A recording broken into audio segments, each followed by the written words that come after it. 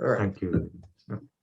Yeah, to kind of recap there for the recording, make sure and focus on these dates, which you guys have dug into.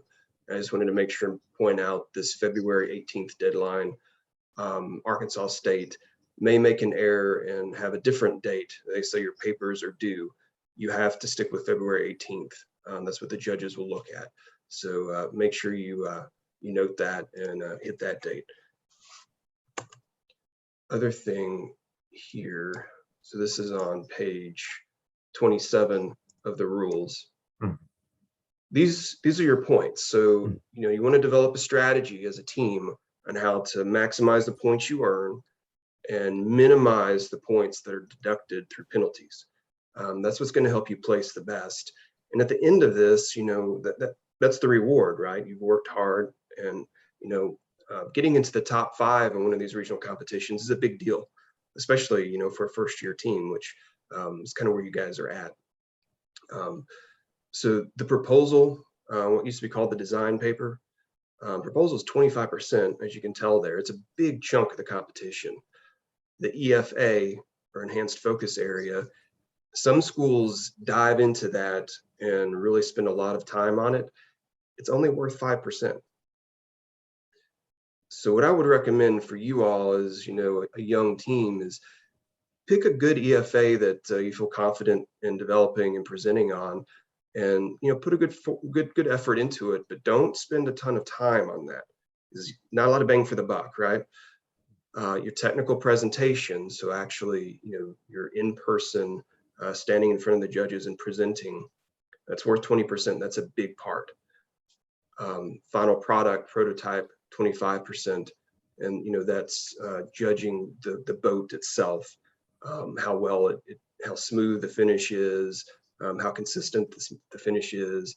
If you do a pigment or something like that, how uniform the coloring is, et cetera, et cetera. Racing is a big part, 25%. I'll tell you, it seems like all the Tennessee schools, we struggle in racing because there's not a lot of opportunity to get practice, right? The event's in March, April, it's cold. You got a small team. Most of you are going to be focused on developing your concrete, writing your paper, getting your presentation together. My suggestion is, if you've got some people, engineering students that qualify within the rules to be paddlers, that know how to paddle a canoe, recruit them. Okay.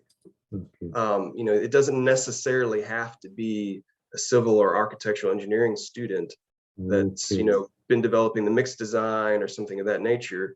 It could be someone in mechanical engineering that meets the qualifications of the rules, that knows how to paddle a canoe really well. You want to score points, right? Bring them into the team. And you kind of create some interdisciplinary collaboration there too, and you learn from each other. So I'd strategize on that too. What I really recommend for the smaller schools, what we've seen as judges that work well, is focusing on what we call the academic part, your proposal, your presentation, and making a good looking boat. That's where you're going to score most of the points.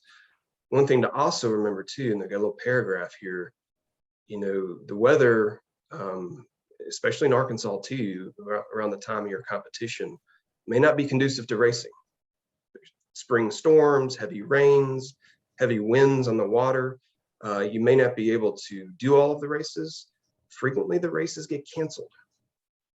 So if you've done your best to score as many of the 75 out of 100 points on the academic portion, you're going to be very favorable position if those races don't happen.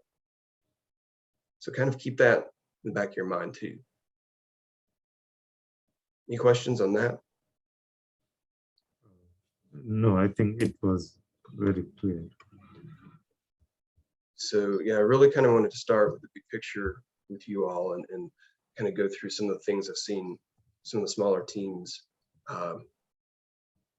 struggle with. Next thing I wanted to go through is how you earn your points, which starts on page 64. And here are the scorecards. It tells you exactly how you can earn your points. It's written out here for you. You've got kind of a rough outline here, so you as a team can go through each of these items and dig in and figure out where you want to spend your time to maximize the points that you earn.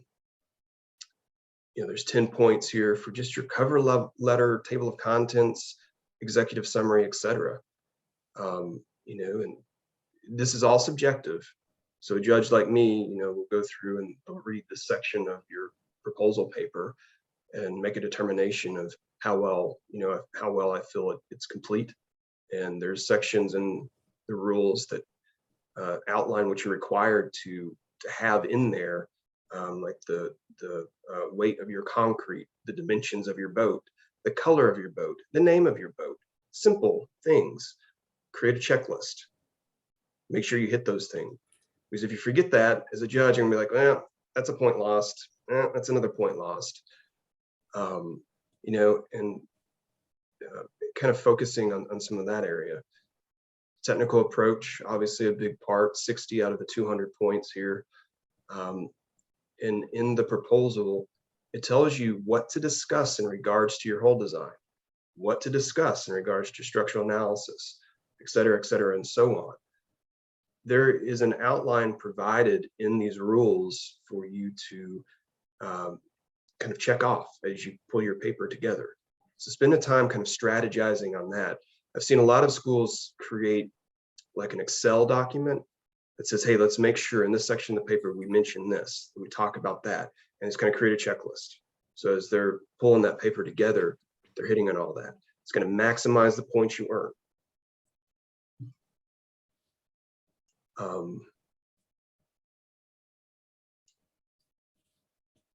Let's see, sometimes schools, the health and safety section of the paper, they really don't talk much about it. I'd encourage you to address that, especially about COVID. Everybody's tired of talking about COVID, but I'll tell you, in the professional world right now, in my day job, it's a big deal. Getting materials due to supply chain disruptions, obviously the safety with masks and social distancing, understanding whether a teammate is or is not vaccinated, there's a level of risk there. All important things to discuss, because that is a day-to-day thing, in the job market right now. And ASE is trying to create kind of that real world aspect to this competition now in RFP. So you need to talk about how you've kept your teammates safe, not only in the basics of working in the lab, working with chemicals, working with the testing machines, building your mold, saws, and things of that nature that can obviously cause injury there, but protection from COVID as well. QA, QC, there's two categories here, construction related and non-construction related. So the construction related is going to be more focusing on, as you're building your boat, how did you keep uniform thickness? How did you make sure your reinforcing ended up where you intended in the composite that you built? Your graphics, how did you make sure to get things in the right spot, the right color, whatever it may be. The non-construction related, an obvious part is, hey, as you're developing your mix design, how did you make sure your measurements of your different components for the concrete and aggregate and add mixtures, et cetera, were correct? But there's also another non-construction related part, and that's QC of your paper and your presentation.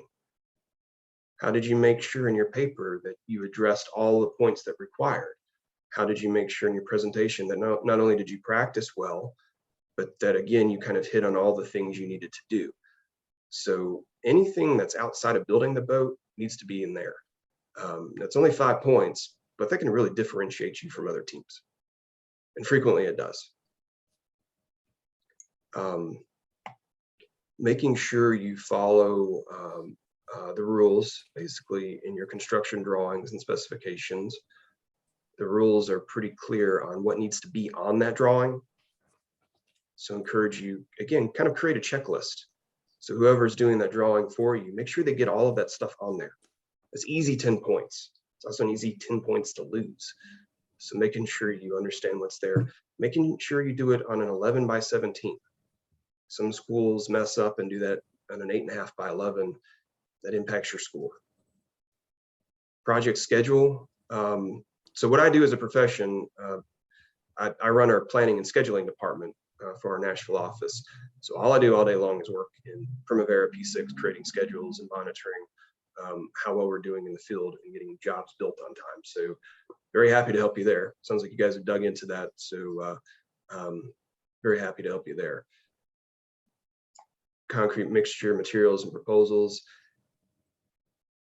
Again, the rules give you kind of a checklist in there on what all to talk about and how to comply with rules. So just make sure you outline that. You know, you're going to be spending a lot of time developing your mix. So you know, presenting that really well on your paper is a big deal. Structural calculations, you know, Dr. Nathan or someone else can really help the team check through this. The rules provide pretty good checklist of what to include and how to do it, what they're looking for. There's specific you know, load scenarios and analysis that the rules require. Just follow along with what they're saying. Don't deviate. These different calculations, you know, they're all outlined in the rules.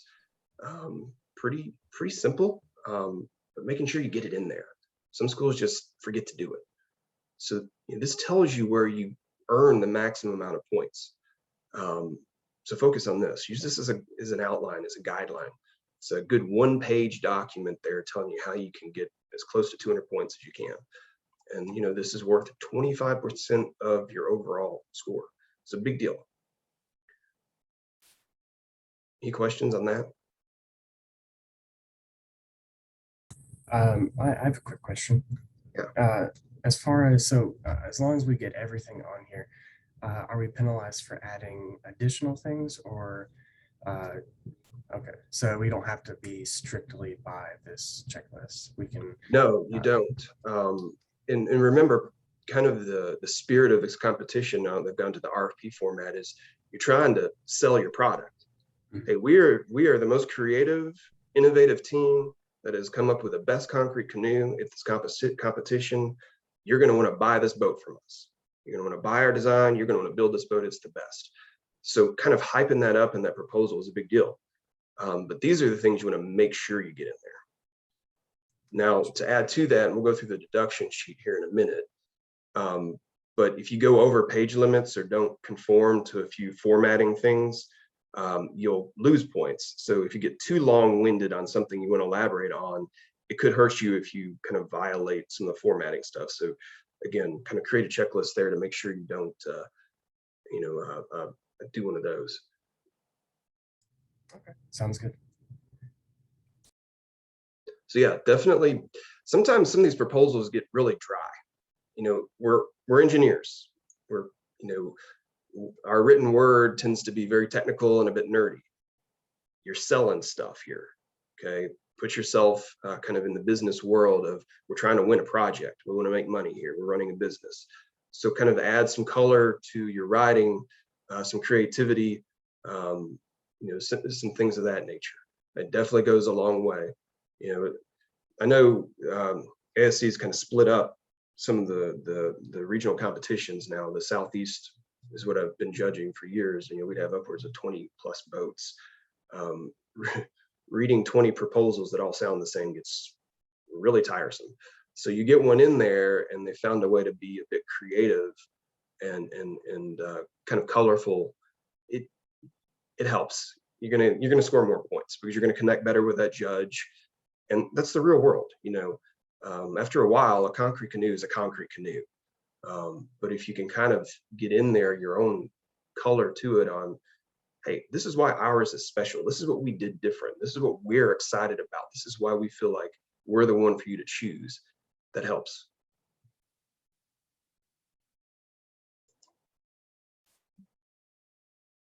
The other scorecard is your presentation. Big deal here, 20%. It's a 5-minute presentation. But you've got an entire year of hard work to condense down to 5 minutes. So hitting on the real important stuff is a big deal. And you need to be very polished. So very well practiced. You need a minimum of 2 presenters. You can have a third person clicking through the slides. They don't have to speak.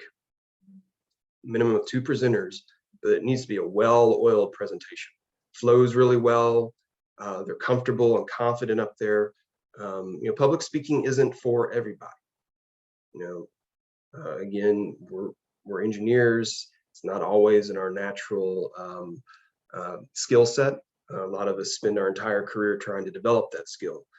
If one of your lead designers isn't strong at getting in front of a group and presenting, he or she may not be the best person to put up there.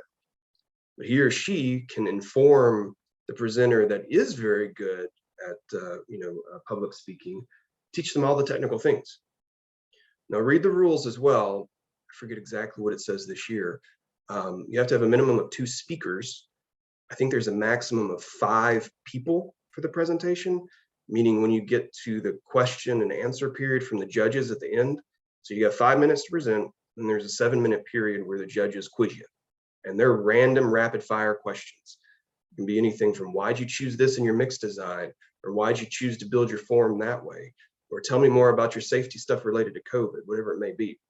Well, your less comfortable public speaker that knows everything about the project, that's when he or she can perform in answering questions.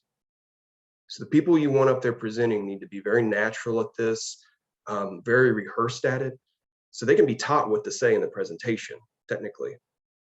And then the people that know all of the math and science and all the hard work behind it can answer the questions at the end. Does that make sense? There's a good strategy there. So again, just like when we're talking about the people paddling your canoe, they may not be the ones that had their hands in the concrete all year long, but they're the ones that know how to paddle the boat the best. You know, start figuring out how to enlist your team.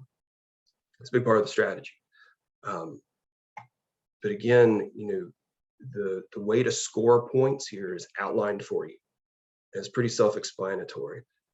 I will say, as kind of a first-year team, you know, you guys are going to be stretched thin. You're a small team. It's going to, you know, there's a lot to do. You've probably seen some of the presentations that were recorded at nationals, maybe from some of the top-notch schools that have been doing this for decades.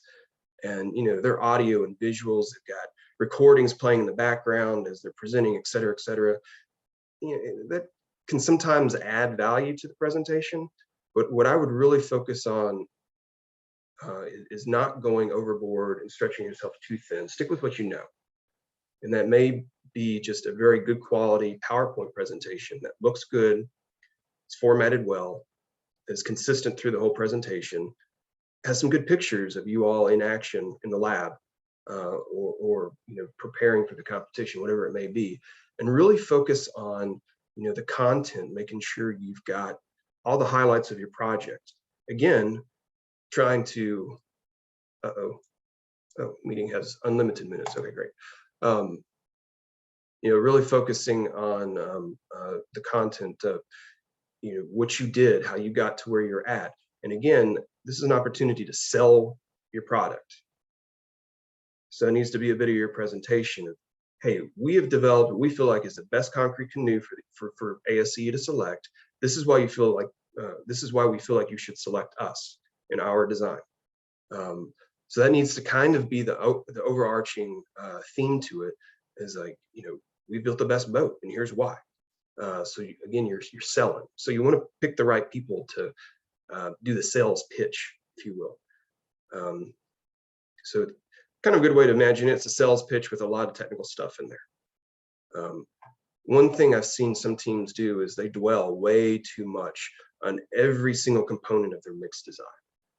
You know, that it's a huge part of the boat. It's probably where you're going to spend most of your time. That's what you're going to know the best. There's so much more to the competition, right? You know, so make sure you kind of hit on everything really well. Remember the judges, concrete mixes are concrete mixes. We know what's in there. We've already read your proposal. We know all of your components. So maybe just hit on the more innovative things. You guys are going to learn a lot through trial and error this year, through testing. You're going to learn things that work, don't work. I'd hit on kind of the big milestones and things of that nature. So kind of stay big picture on some of those more technical things.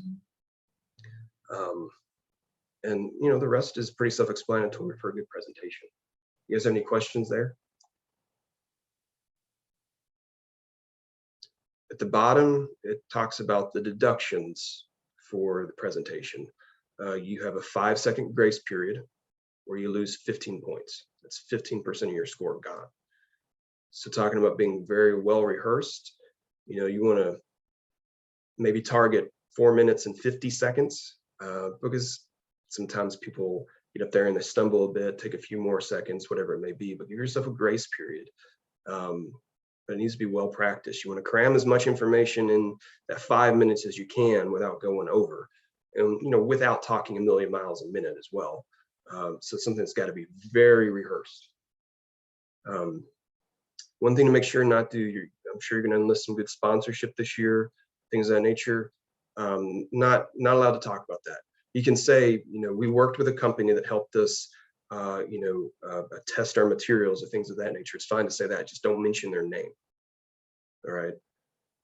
That's what they're trying to prevent there is companies finding a way to kind of get their name in front of people. That's not the spirit of the competition. They're looking at companies to be in good faith and have good hearts and supporting teams like yours and lending their times, resources, etc., without getting sponsorship recognition. That's why that's in there. Less than 2 speakers is a no-no. Failure to adhere to the live presentation format basically mean don't record your presentation. Like, you need to be up there speaking live. Now, you can have a recording playing in the background, like a video, a time-lapse video, maybe, if you want. That's fine, but your presenters need to be in person talking.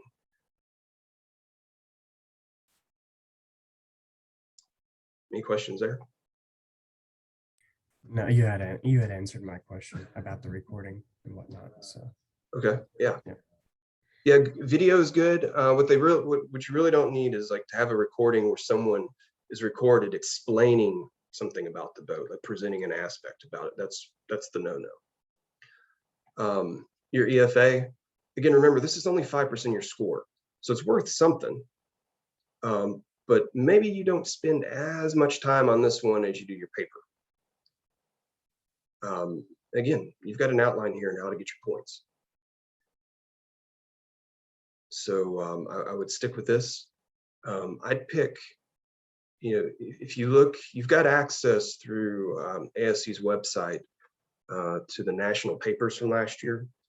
And there were some excellent EFAs, super technical. But you got to remember, some of the schools, again, they've been doing this stuff for decades, and they go to nationals every year. Stick with what you know. An EFA could be as simple as a sustainability idea that you had. It could be, I know there were some emails about collaborating with Vandy or Lipscomb. That's totally fine to have an EFA. You guys are learning, you're growing, you're trying to enlist other resources. So pick with something that you can demonstrate a good understanding of what you did and how you did it. But maybe it's not as complicated as revolutionizing the way the boat is cured. You guys probably aren't going to pull that off this year. So stick with what you know. Any questions there? So the EFA is mainly on a specific part of the project and not specifically like overall. Okay. Right. Yeah. It's an opportunity for you to really highlight something you feel like makes you unique and sets you apart from the other schools.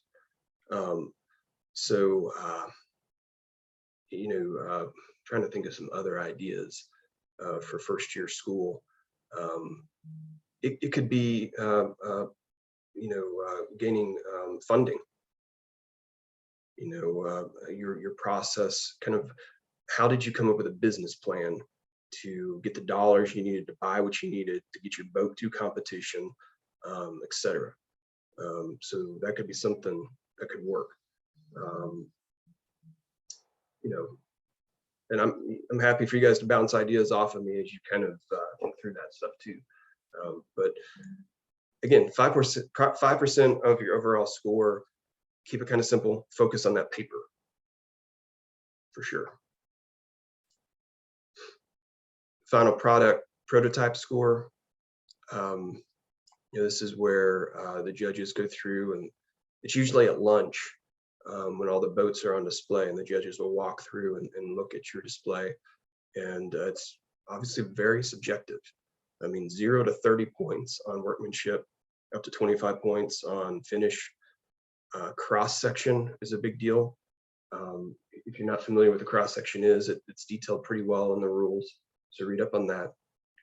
Your display, which is kind of everything that's laid out on your table. Again, the rules provide what you should have, what you shouldn't have, the dimensions of it, etc. So the rules give you a good outline on that. As durability, someone have a question? Okay, maybe some feedback. And durability, this is something that's new this year. Basically halfway through the race day, all the judges walk around, usually at lunch on the race day is probably what they're going to do, and score your boat for durability. A lot of boats may hold up, like stay mostly intact, but they could have some micro cracking that develops on the water. So that's going to impact your durability score. One thing I definitely want to caution you on is the rules are clear. You can repair your boat with duct tape, or any kind of tape now is allowable. But the rules are also very clear that you are not allowed to make a repair without approval. Okay, so if the judges come around and they see you've taped up some cracks, it's going to be an instant penalty. Now, if that crack occurred because your boat was hit by another boat on the water, there is a request for repair procedure. There's paperwork, imagine that, welcome to the real world, where you basically have to fill out an incident report saying, hey, you know, Lipscomb hit us on the water. They've cracked, you know, the right gunnel of the boat. You need to repair it with tape. And you go present it to the judges there at Lakeside, and they'll approve it for you. And they'll probably come over and take a picture of the crack. And then you're allowed to tape only that crack. Incidents happen, but you've got to get approval for that.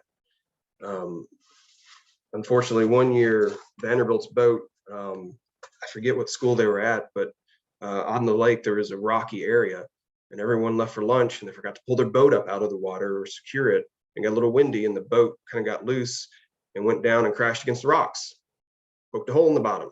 They taped it up, didn't file the incident report. Huge penalty. It cost them third place.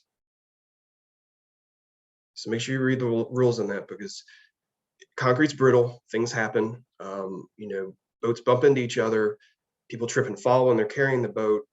You know, the rules outline what to do in that scenario. So make sure you understand that and don't get a big penalty by taping your boat incorrectly. Does that make sense?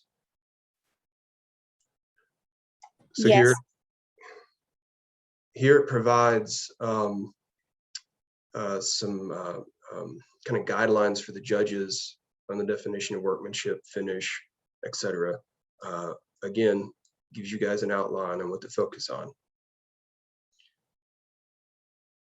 Let's see.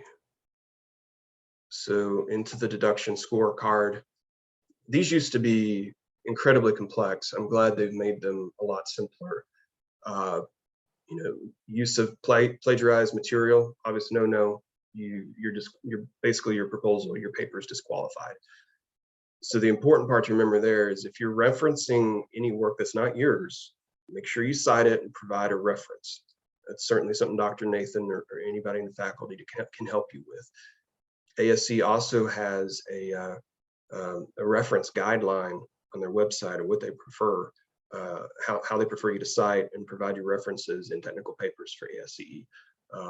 So if you're unfamiliar with that, perfect reference that really is a good how-to. So make sure you cite anything that's not yours. And there's going to be a lot of research that you find on the web or in different papers that guided you in how to develop your boat.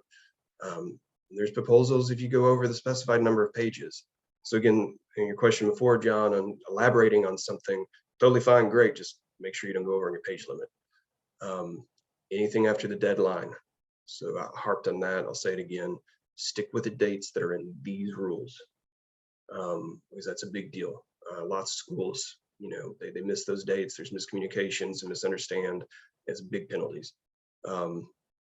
This is one thing we talked about before too, those dates that are outlined, other sections of the rules. Make sure you get your project schedule, your pre-qual form, et cetera, in by those deadlines too, which sounds like you guys are on top of that. So That's a big deal to hit onto. I will tell you now, the top 5 schools in these regional competitions, those top 5s have 0 deductions. Starting with number 6 is usually the schools that have deductions. So if you guys can really focus on not losing any points and gaining as many as you can, it's just going to help you out. And then you've got a huge success story at the end of the year. It's a deduction card for the EFA. Basically the same thing. Plagiarized material, number of pages, meeting the deadline. Deduction score card for final product. This is a big one too to understand. Making sure you build the boat this year, which you guys will do. Making sure your reinforcement thickness complies with the rules. Making sure you don't use any Bondo, epoxy, etc. Use of more than 3 concrete mixes. So you guys, depending on how much research you've done at this point, you've probably seen some schools that have what they like to call a structural mix or an aesthetics mix, etc. I will suggest you guys pick one mix and stick with the one mix. The more mixes you're trying to develop, and then the more mixes you're trying to use to build your boat, the more complicated it gets. And unless one of you's got experience building one of these boats before, just don't go down that route. Pick one that is pretty light, hopefully lighter than water, so you don't have to get some styrofoam or anything in there for your buoyancy. But pick one that's good, strong, flexible, works well with your composite, really focusing on that composite design. Stick with that. Keep it easy. Keep it easy, because what you want is like a good quality boat that makes it through competition you're really proud of, and not something that is above your heads at this level. You're going to be learning a lot this year. So just really focus on kind of getting through the competition successfully there. Use of prohibited materials, the rules are pretty clear on anything that is strictly not allowed. And then the rest of this is, you guys can read, pretty self-explanatory. Any questions on that? Now, what's supposed to happen, the rules outline this, is let's take the scenario of your proposal or design paper. You send your proposals in early, the judges read that before everybody shows up to competition. Typically at the captain's meeting, the first night of competition, the proposal deduction cards are handed out to the team captains. There's an option to appeal any of these deduction cards. You can see that in the section down here.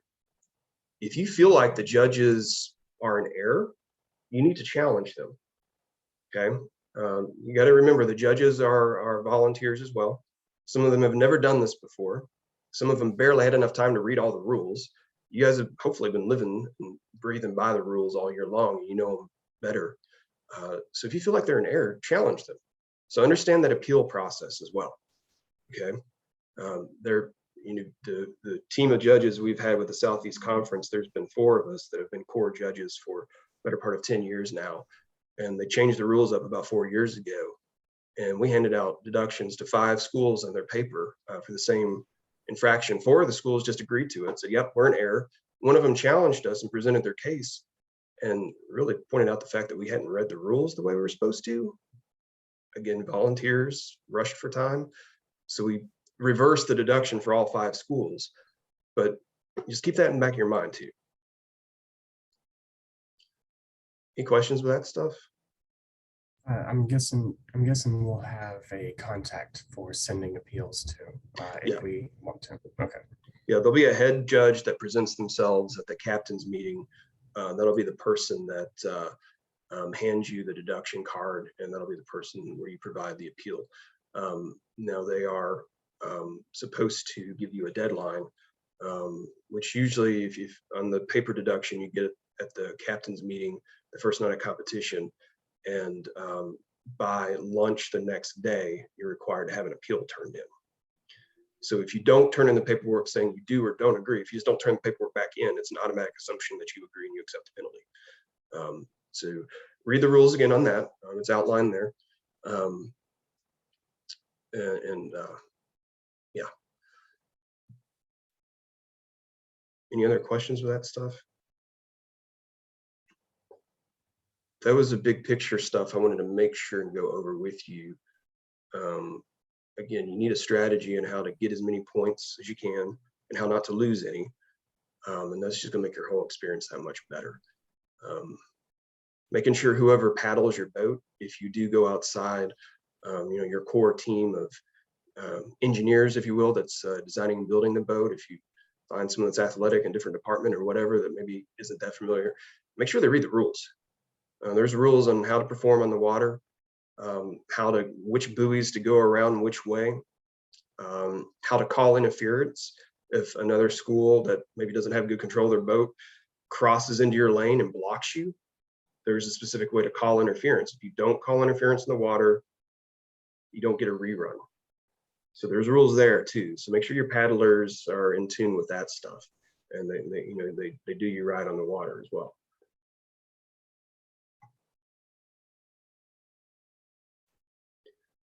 See, other than that, I just wanted to, it sounds like you guys have done this, read through, you know, this RFP, the problem statement. It really kind of provides you again the spirit of the overall thing of, you know, you're trying to develop the best product and sell it. And as engineers, that's what you'll be doing in your careers.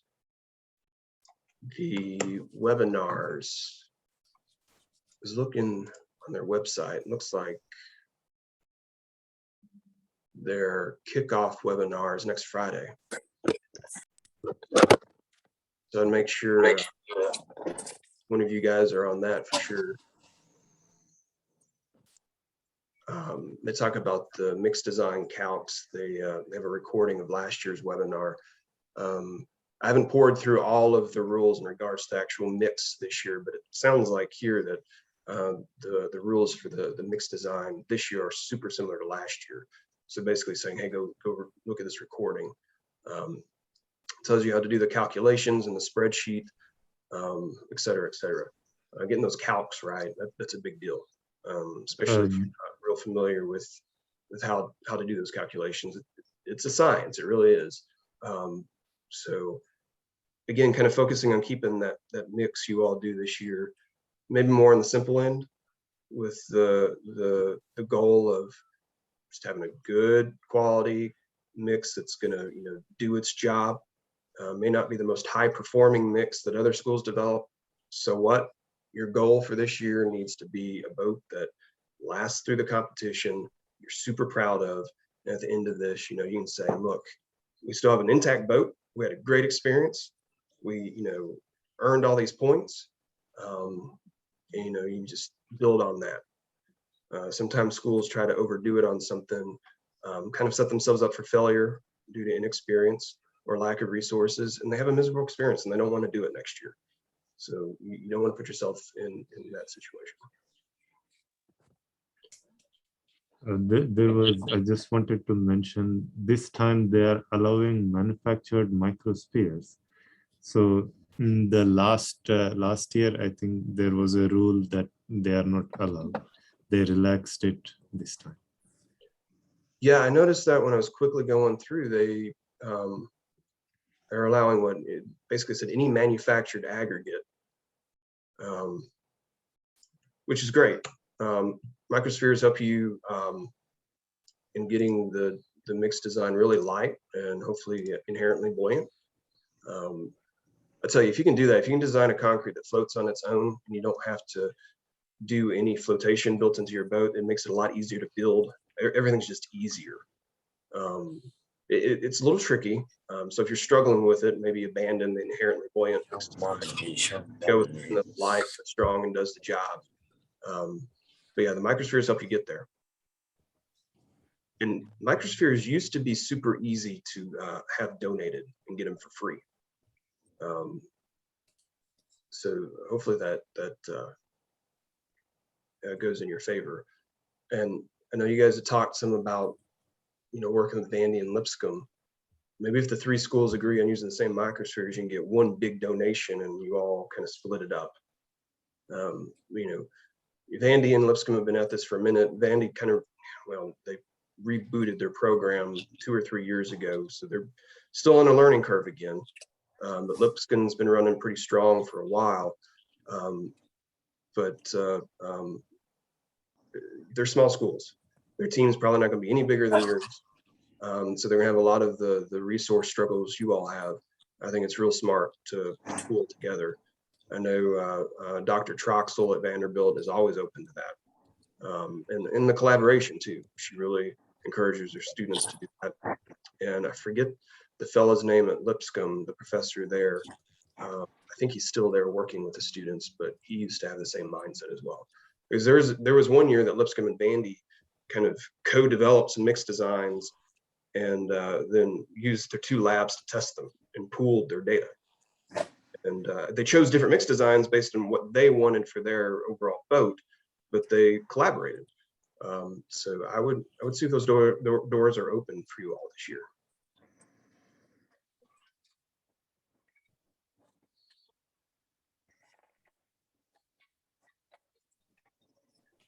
What other questions you have? Hopefully I haven't blown your mind yet.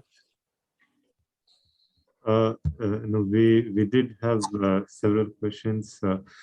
One was with the mixed design. We have still not really finalized what are the lightweight aggregates that we need to use. We can just show you for a moment the things that we were thinking of. Just one moment.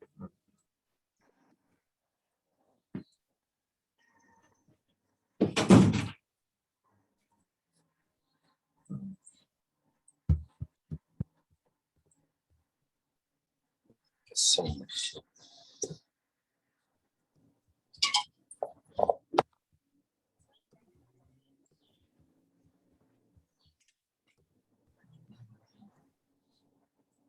Mr. Livingston, you are able to share your screen. Is there any way if you could right click on my name, does it say make co-host or allow screen share, something like that? I can make you host.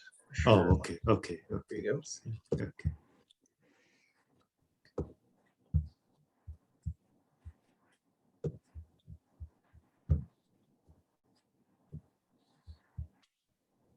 So we explored a few. The pumice, we have some experience. We know how much water it absorbs to saturated surface dry. 3M microspheres, and these two we saw in some other schools mixed design. And another thing we were not yet sure is what kind of slump we should aim for, so that when we are putting the concrete onto the formwork, we don't want any of it to be slipping down. We read in other schools' reports, several reports, that they had this problem. And even I saw 0-inch slump in some of the schools. They had 0 slump. Excuse me, just a moment. I think I need to mute one of the, okay, sorry. So that part we were not yet sure. And one thing we are still not yet decided how to do. We needed someone with good experience in woodworking to help us with building the formwork. Last in 2019, the 2 of the students, they were working full-time in construction. So one of them was very good with woodwork. This time we are not yet sure about that. So we were actually trying to check in the RFP if it is allowed to take any professional help for that. But yes. Yeah, so in regards to slump, what I learned when I built the boats when I was a student, I went to Vandy, was on the canoe team for 3 years there. What we really worked on developing is you almost want a Play-Doh consistency, something like Play-Doh. You know, a lot of the ASTM standards for measuring slump don't work well with the type of concrete you're going to develop for these canoes. Because you know, most of those ASTM standards are kind of built around concrete that have gravel, rocks, that type of aggregate. You're not going to have that.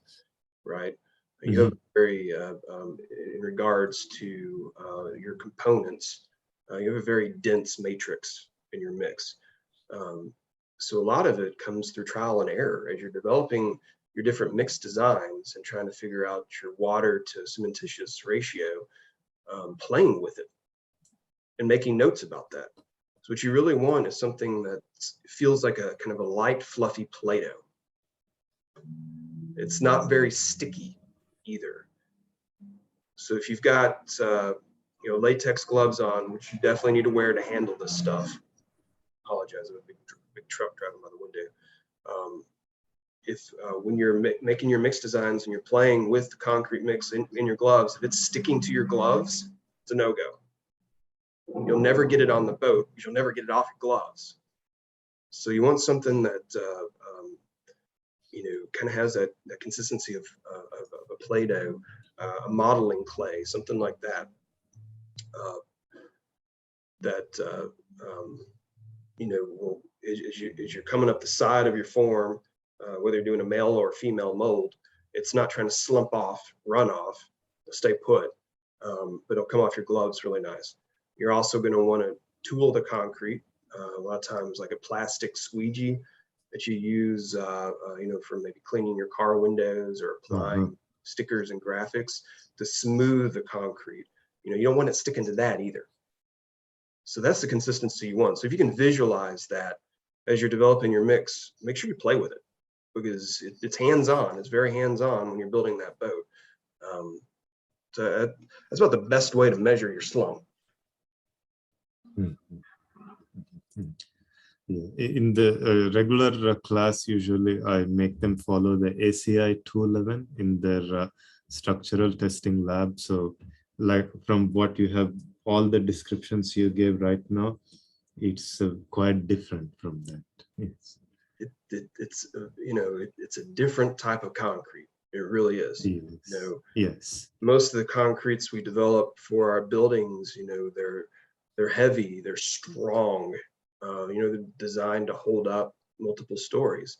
Right. You're trying to come up with a lightweight concrete that floats. Right. And has some amount of flexibility. Right. So some amount of tensile strength helps a lot. That's counterintuitive to concrete, right? Yes. Your compression strength, most of the best concretes have a good amount of elasticity and only have a crush strength of about 1,000 pounds. You don't need to be developing a 3,000 or 5,000 PSI concrete. It will be too brittle. It will be too heavy. 1,000 PSI is usually about where most schools end up. And it's a light, elastic, flexible concrete.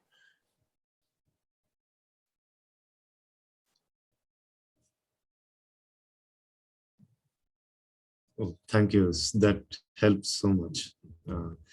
And then in regards to the mold, triple check the rules. I don't think I spent a ton of time looking at the form work for this year, but in the past, yes, you can have professional help making your mold. A lot of schools will have a styrofoam, like EPS mold that's cut by CNC. That's done by a company. And those molds can cost upwards of $5,000 to have made for you. Some money there is a big deal. If you can find a professional carpenter that'll donate their time or maybe work for cheap to come build it for you. In the past, the rules, that was fine. I would definitely encourage students to, work alongside that person and learn how it's done. Because in your paper, you've got to explain what was done, how it was done, etc.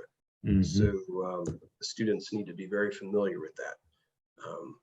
It can also be a good way to learn how, woodworking or whatever it may be. But most of those molds, will need like a CAD design or something of that nature. Right. Especially if you're going to have it CNC'd. Right. Yeah. Right. So we do have one CAD design from last year.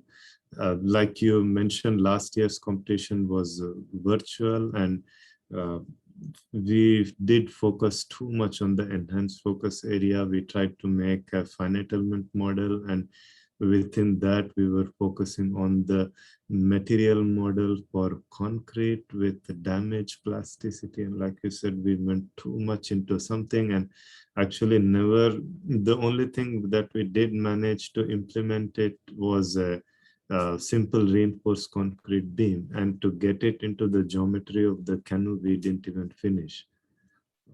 So yeah. Yeah, there's a lot that goes into it, for sure.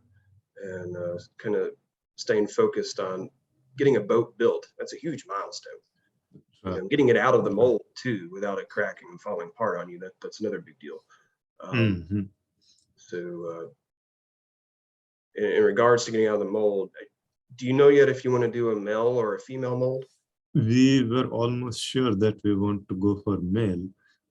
We thought female, from the different reports that we saw, it seems female form work needs a lot more work to prepare than male. So there's pros and cons to both, as you can imagine. The female lends itself well if you got the money or somehow the resources to have it professionally done, because you have a nice, very smooth female mold. So when you demold your boat, the exterior finish of the boat is already super smooth and probably doesn't need a lot of sanding or prep work. Yes. You do a male mold, the inside of your boat is going to obviously mirror the finish of your mold, and you're probably going to have to spend a fair amount of time sanding and finishing the exterior of the boat to reduce drag and things of that nature in the water. I will caution, one of the biggest drawbacks for the male mold is, as you know, concrete shrinks as it cures, and the male mold doesn't shrink. So there's been a lot of schools that if their mixed design tends to shrink a good amount, if they don't get it off that mold within about 24 hours of placing the boat will crack. So demolding that boat after it's hardened up, not necessarily fully cured, but hardened up enough to be able to handle it, you need to get it off that mold so it doesn't crack. Okay.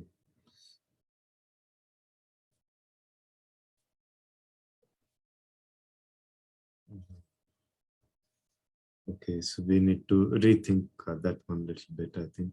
And we were also just looking at foam oils. I don't think we used any in 2019. So it was quite difficult to actually rip off the wood foam work. So right now we were looking at these foam oils and what other teams are coating the foam work with so that the demolding becomes easy. And we saw so many products and we are still trying to. Yeah, I'm glad you asked that. There are a lot of products. I'll tell you, the more construction grade foam oils like we use for big concrete structures, it's probably not going to work well for you. It's going to stain your concrete. It's very messy. If you spend a minute looking at the data sheets on it, the safety data sheets, it's not the best thing to handle. A lot of schools have had a lot of success with vegetable oil, olive oil. Yes, I did see. Literally getting cans of PAM cooking spray and just spraying down your mold really well. So I would encourage you to, when you're kind of finalizing the mix you want to proceed with,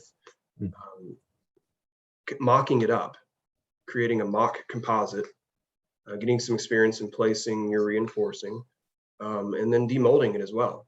Trying some different form release agents to get the boat off. Because that is a big deal.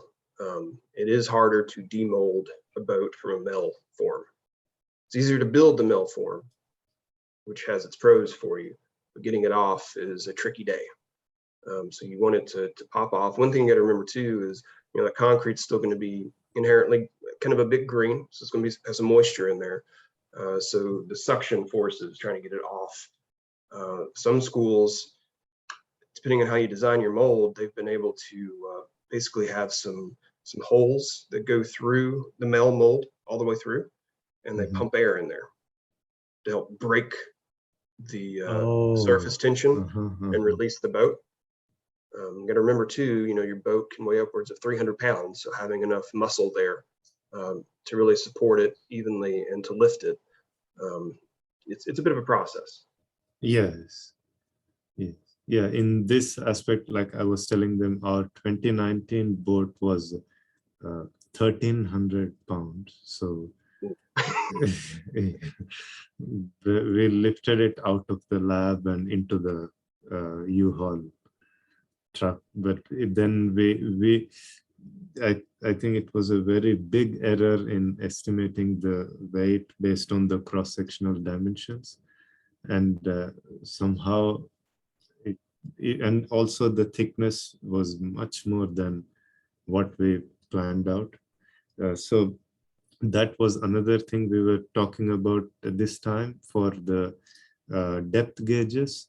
So we kind of decided on grade screws, and we were also going to use them to tie the reinforcement, but still we are not yet finalized. We are still discussing.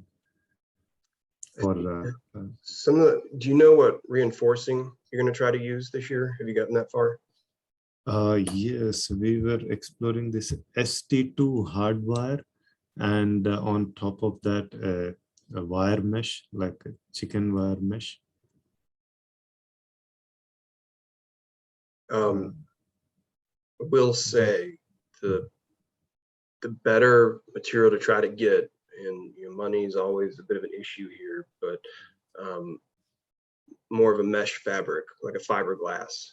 Okay. Lots of teams use carbon fiber, and that probably is the best material, but man, it's expensive. The fiberglasses tend to be more affordable. I wouldn't say they're cheap, but they're really easy to work with. So what you can do is place, your first layer of concrete. And what works well for a lot of schools that are using a metal mold is a little metal ruler, just a straight edge that you have marked to the thickness you want. And you kind of go through and use that little ruler to kind of poke through the concrete to your form and have some squeegees. Some schools have found rollers, almost like a paint roller that doesn't have the texture of a roller, of a paint roller anyway, to kind of smooth out that concrete and get an even thickness. And then you've got a mesh that drapes over it almost like a fabric that's easy to work with, and kind of lightly push into that first layer of concrete, and then place your second layer of concrete over that. And then again, come through with the little metal rulers into your depth checks.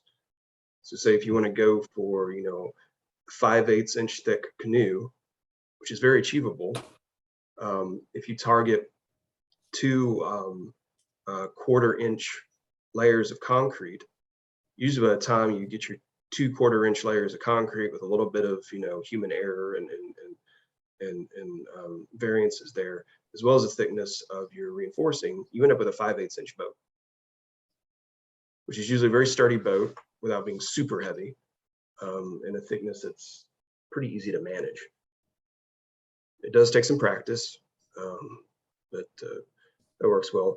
One of the things I think I've seen happen a lot with boats that try to use the wire meshes is they don't do real well with deformation. When you think about this, you're building a shell that's going to inherently flex. When you're in the water. I'm sorry, I think in between it's my internet connection. You were saying they don't do real well with Deformation. deformation. Okay, Yeah. yes. And Okay. flexure of the boat. So I mean, the gunnels, sidewalls of the boat, you're paddling, you've got all of that energy, you're going through waves. So there's a lot of varying forces on the boat. Also just carrying the boat around. The metal meshes don't work well with those movements, and you do tend to get a lot of cracking.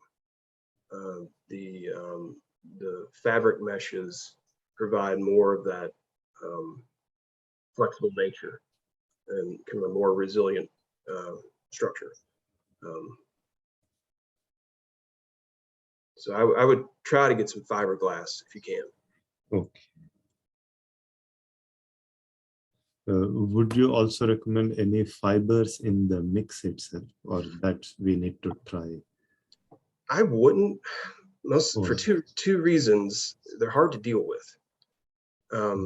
Getting the secondary fibers to mix in with your concrete and disperse evenly is really tricky, because most of these concretes are either mixed by hand or with a small paddle mixer, like that you mix paint with. And the fibers clump up, they don't disperse well. They just don't work. Fibers work well in a mix that has a lot of water. So your more industrial, your traditional concretes for a building that have high slumps. You're gonna have a low slump like we talked about. You don't have a lot of big aggregates that help to like grab onto those fibers and then mix it in to the matrix. They're hard to work with. Second thing is, if you do successfully get them to disperse within your mix well, once you place it on the boat, you have all these fibers sticking out of the side of your boat, which provides a not great finish. So then a lot of schools end up having to come through with like a butane torch and burn off the end of the fibers. And even then they still have some stuff sticking out, especially if you sand either the interior or exterior boat. The fibers, they're hard to work with. I'd steer away from it. It's kind of adding that next level of complexity to your mix design that I wouldn't suggest doing. Yeah. I would focus on a nice, a dense matrix. So really focusing on your gradation curves. I see where you've got silica fume listed. That helps a lot. And your gradation curves for your different components. Varying sizes of aggregates.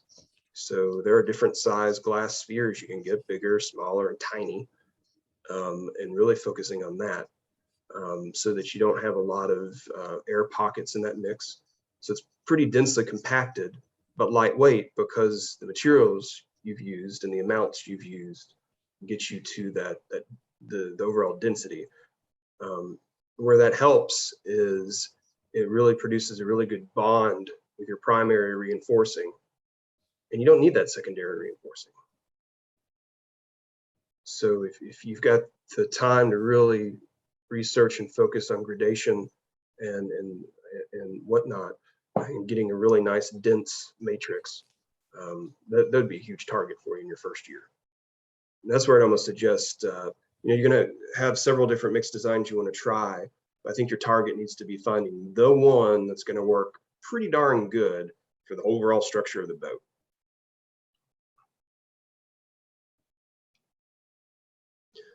And if you can get it lighter than water, great. If you can get it close to the weight of water, but still needs some buoyancy, that'll be fine too.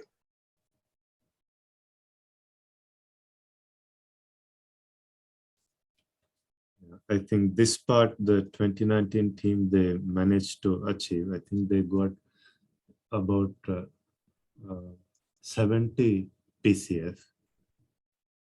Yeah. It's not bad. Yeah. It's on the heavier side of things, but it's not 90.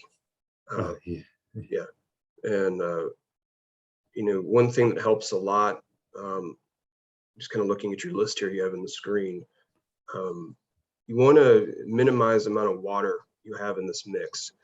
It's like we talked about, concrete likes to shrink, and I don't know how much the students have studied just yet, but what that shrinkage really comes from is water evaporating out of the mix as it cures. So water is leaving that matrix and kind of causes all the other components to shrivel up, if you will. Lots of superplasticizer. These mixes love superplasticizer. And unless the rules have changed this year, so triple check me on this, but there used to never be a limit on the amount of plasticizer you need. A lot of the schools used just enough water to activate the plasticizer, and they relied on the plasticizer for plasticity of the concrete for their slump. Oh, and a lot of the I have one doubt here. Like, isn't there some minimum amount of water for the hydration to get the strength? Yeah, there is. But one thing that brings up another good point. To the lighter mixes don't have a bunch of cement in them.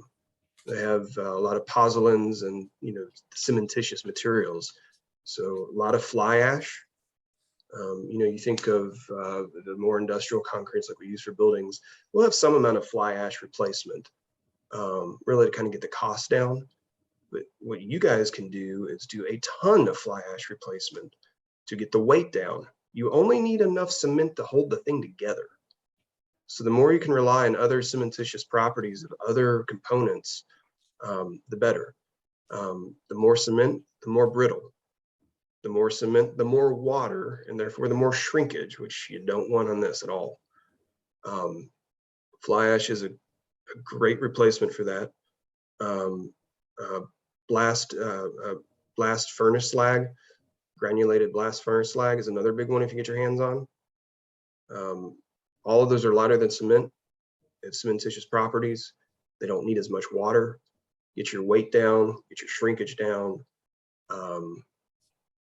That'd be some of the stuff to play with. Oh, that helps so much. Thank you so much.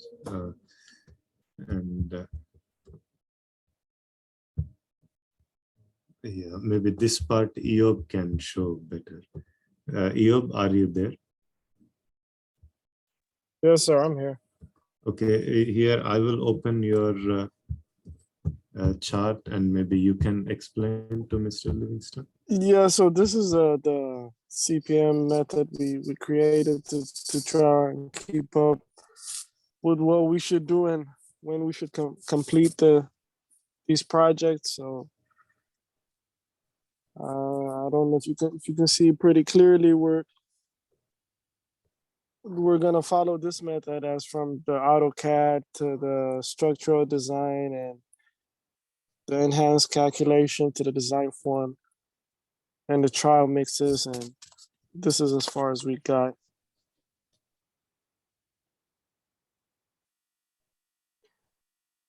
Yeah, you're on the right track. I think the one thing I would challenge you to think about is you're probably going to do more than 2 mixes in your trials. Okay. And Okay. I know you mentioned trying to, you know, find the resource to help build your formwork, but frequently on teams similar to yours, the formwork is done and ready, and you're still trying to figure out what mix you're going to proceed with. So I would kind of, Okay. I'd go ahead and plan. You're going to have at least 3 mixes you want to try. Okay. Make sure you leave yourself plenty of time for those mixes, you know, to cure, so you know their final weights, because that's obviously a big decision. And especially if I see where you've got visiting Lipscomb on there, if you can team up with Lipscomb and or Vandy, and the 3 of you design some different things and try them out. For sure. Yeah, we're definitely trying to get some pointers from them and see how they do everything. Yeah, you know, kind of divide and conquer. There's nothing wrong with, you know, working with your competitors to gain advantage. Sure.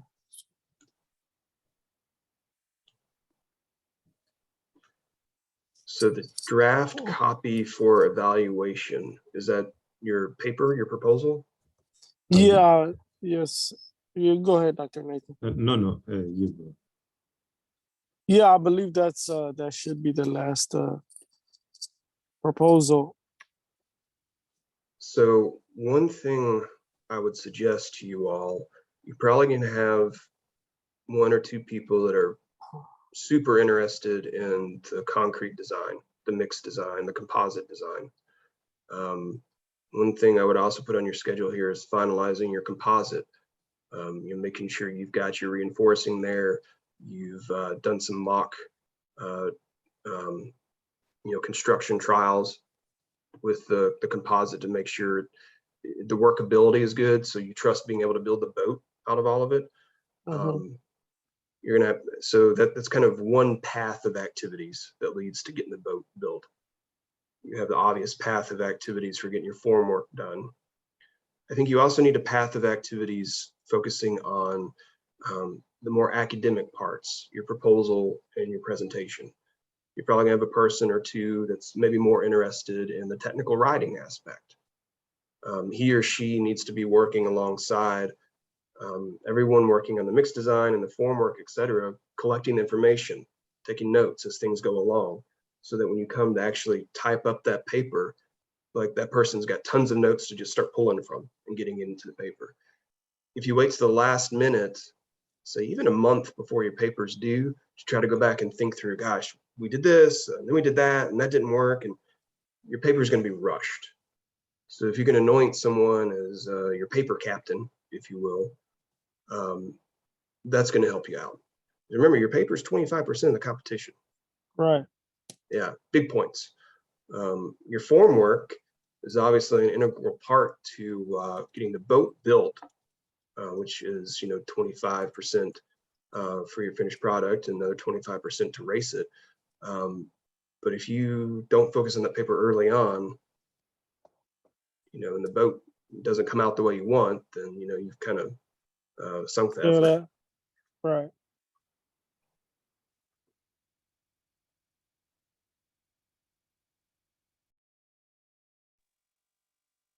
I think that's about it on this path right here. One thing I would encourage you to do, I think, your schedule submittal you need to do here very soon. Was it November 5th? Everything is due. Is it? Yeah. I think what you've done here, I'd add a few more things in there, like we just talked about. But I think this is fine. I would suggest for your actual proposal paper, let's do a schedule with one of the softwares, Microsoft Project or Primavera P6. And I'm happy to help you guys do that. I've got the software. We can meet at our office and kind of bring your schedule, and we can get it entered into that. So it's in kind of more of the format that the judges are going to be looking for. What Nationals is after for in this effort here in your initial schedule submittal is that you're thinking through things. They're kind of forcing you to make a good first pass at how you're going to pull this thing off. And their hope is that, the more they make schools kind of think through that, the more success stories there'll be, the more schools will make it to competition successfully. That's why they're making you do this. So I think what you're doing here is great for that. We should take it to the next level for your actual paper. Question about the schedule. So are they looking like for a particular format of the file? Like they're not just looking for a PDF or an Excel spreadsheet. They're looking more for like I guess the file type of the programs that you were talking about. They'd be looking for a PDF of a printout from one of those programs. Let me bring up an example of something they might want to see. I'm just going to bring up something from work here.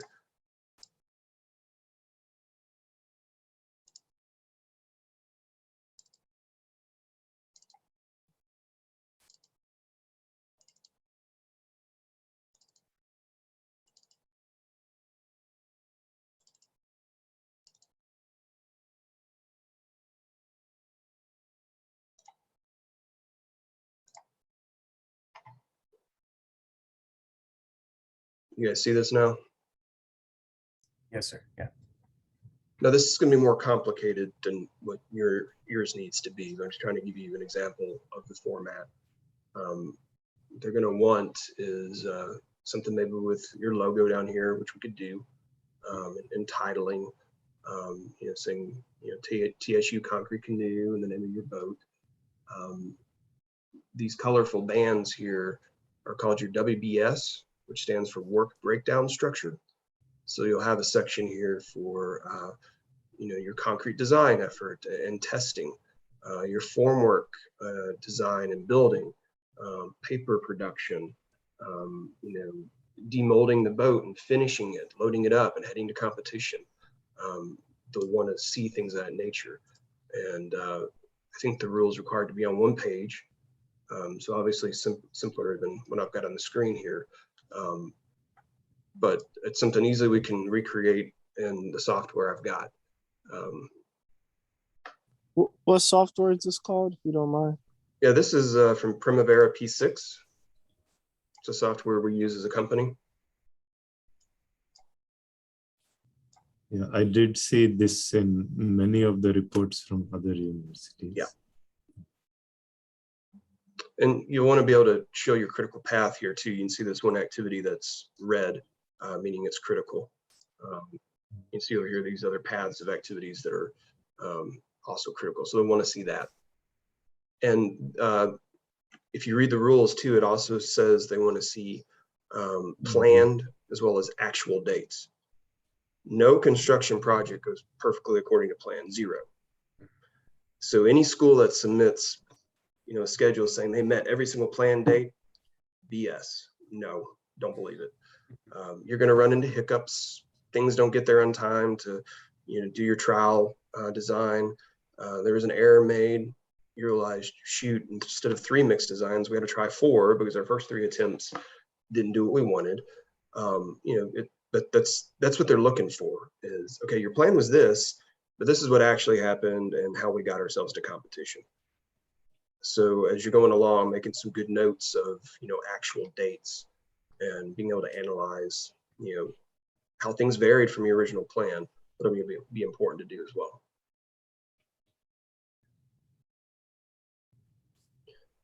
Yeah, you may see here, the name of this project I brought up is Project Blue Moon. It's not the beer, it's actually a code name for a project we're doing for a confidential client. They just happen to name the project Blue Moon. It's a good beer though. Supposedly someone made a bet on the project proceeding or not, getting the funding to do the job, and they bet a 6-pack of Blue Moon. And the person obviously won because the job proceeded, so they codenamed the job Blue Moon. That's great. Yeah. Yeah, like you said, the very first we wanted to start purchasing, but our debit card was lost in the mail, the ASC account debit card. We were supposed to start purchasing this week, but we just called the bank to reorder the debit card. Hey, real world, that stuff happens. Yeah. So your job's not funded yet, right? You got a plan for them, but you don't have the money yet. Yeah. We wanted to use some of the funding from the companies, and we even deposited the checks, but there is no debit card to use the loan. Yeah, that's stuff you can drop in that schedule. And there's parts in your proposal where the rules ask you to discuss your different challenges. That's something you can definitely talk about. Some schools get bashful in talking about failures in their first attempts or mistakes they made. That is part of the engineering process. It's just part of it. So don't be bashful in that stuff, and just explain, hey, this is what happened. This is how we overcame it, and it's made our product even better through the things we learned the hard way sometimes.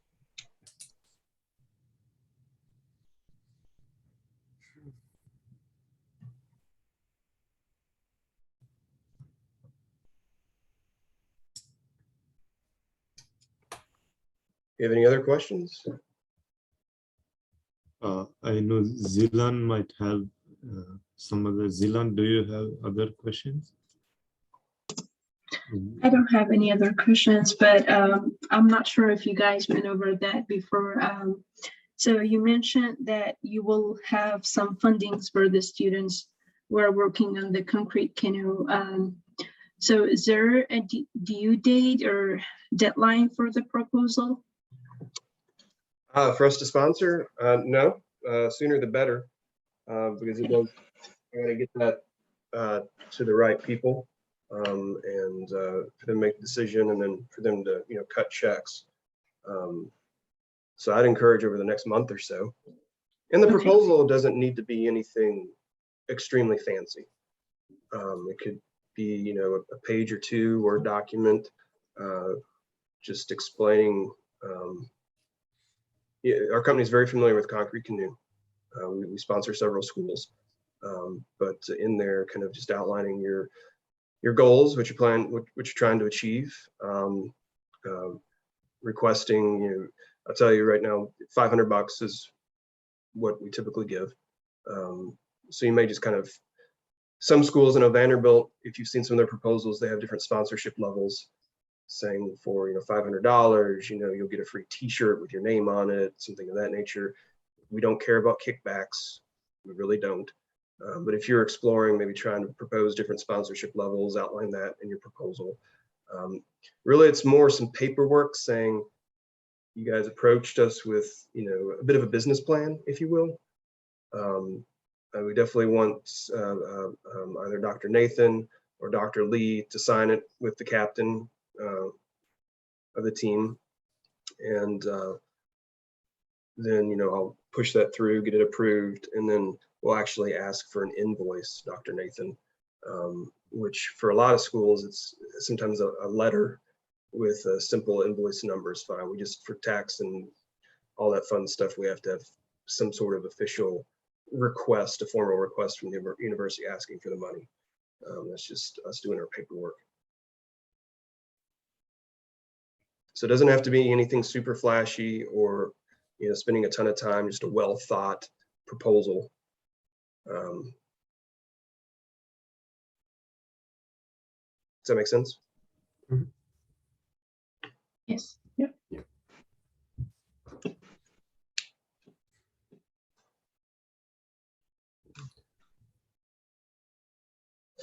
It's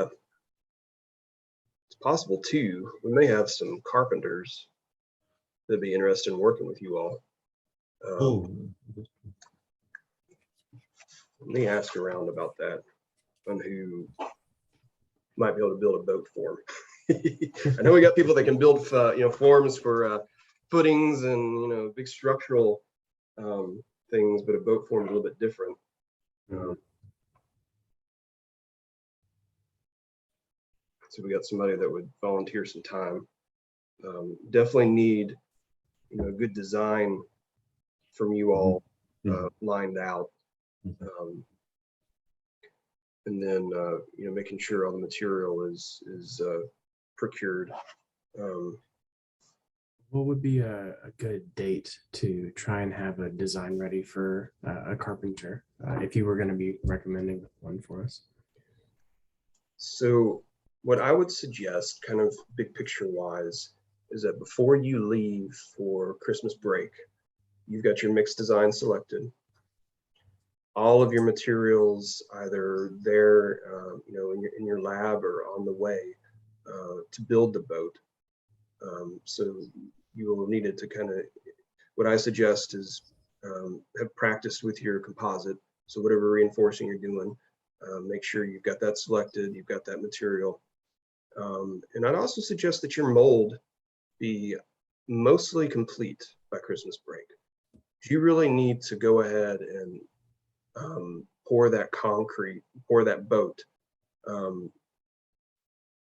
I'd say by the end of January, so that you've got the whole month of February to finish it, let it cure, finish it out, get your graphics on, finish up your paper, etc.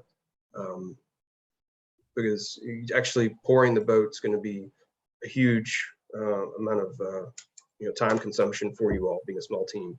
Your paper's due mid-February, so all that kind of comes together at the end, and you want to make sure you have enough time to do good quality work on all of that.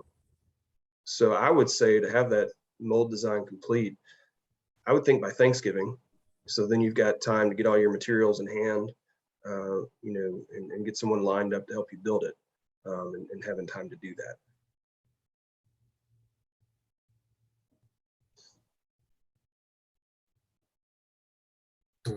Sounds good. Dr. Nathan, you kind of mentioned something about, do you already have a whole design? Yes, in Autodesk Inventor, we have a design, but that is just based on the ASC, the concrete canoe RFP recommendation, the hull design coordinates that they provide. Which is a good design. Okay. But we haven't calculated the weight of that one and whether we want to reduce the height. We have to just check and maybe change it a little bit. Okay. Yeah, getting that finalized and figuring out how you want to build your mold. Most teams for metal mold, they'll pick cross sections every 18 to 24 inches at most. So you want to have all of those dimensions pulled out so that Mhm. whoever's helping you with the carpentry has the information they need to actually start Mhm. building.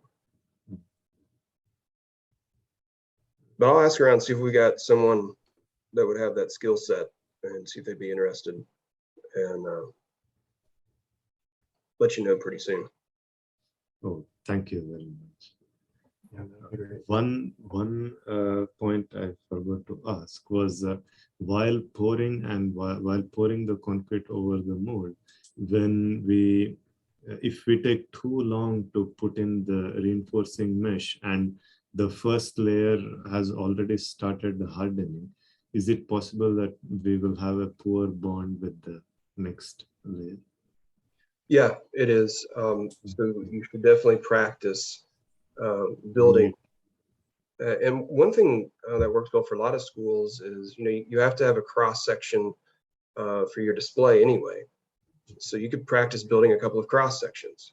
Just the students have experience, handling the concrete, getting it on the mold, getting the reinforcement worked in there, practicing the quality control and the thickness, so that when you go to build the whole, 20-foot plus boat, you're ready to go. Now, if you start to feel like, hey, you're taking too long between layers, I'd have little spray bottles of water handy and just kind of keep the concrete damp. You can kind of prolong the hydration process, to some amount.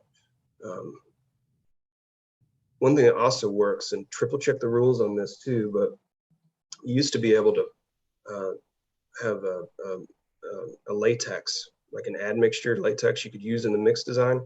And you could also kind of spray that in between layers to kind of wet the surface, keep things pliable, so you can kind of squish the mesh into that first layer of concrete, and then your fresh layer of concrete, squish that in. Because what you do want is the 2 layers of concrete to glue together through your mesh. But you want to lock that in. That's why the percent open area rules are so specific. Because if the concrete can't make contact with each other and bond, you have a real cold joint for sure. Then the boat's just going to delaminate and fall apart.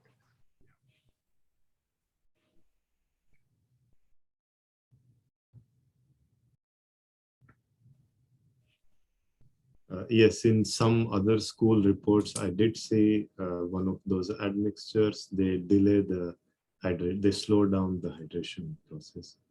I Yeah. forgot the name, but I A saw some. lot of them are kind of classified as a retarder. It just slows down the hydration process. There's pros and cons to that. It does take your boat longer to cure. So if you're starting to, run more and more into February, you may not have the time to let it cure that long. But it does help in the process of building the boat.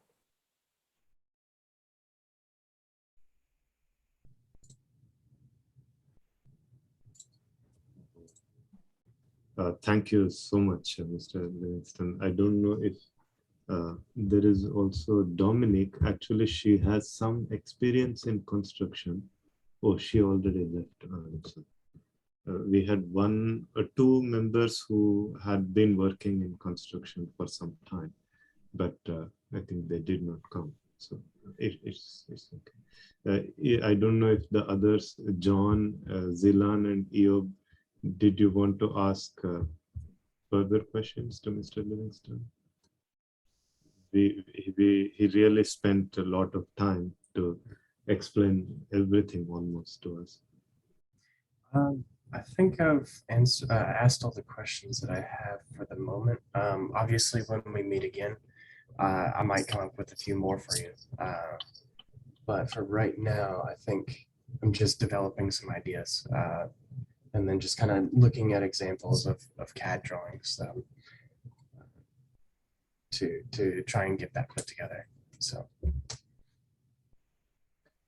Yeah, I'd be happy to meet again. You always let me know. sounds good.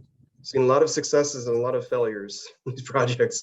I'd love for you guys to have a good experience. Yeah, definitely.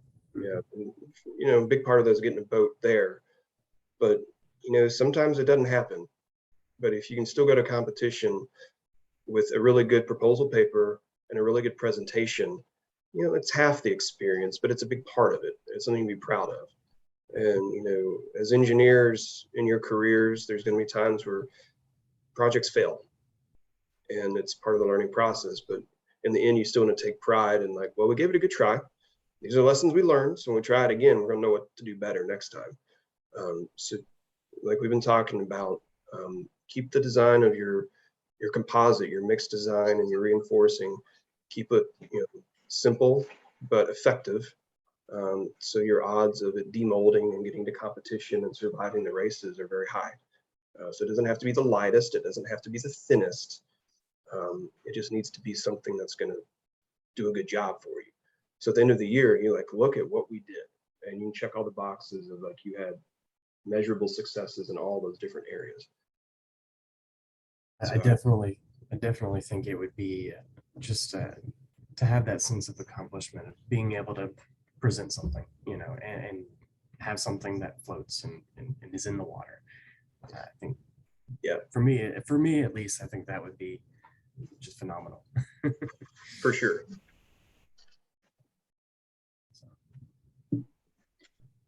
I don't have any other questions for now. It's not the first time that I'm working on it.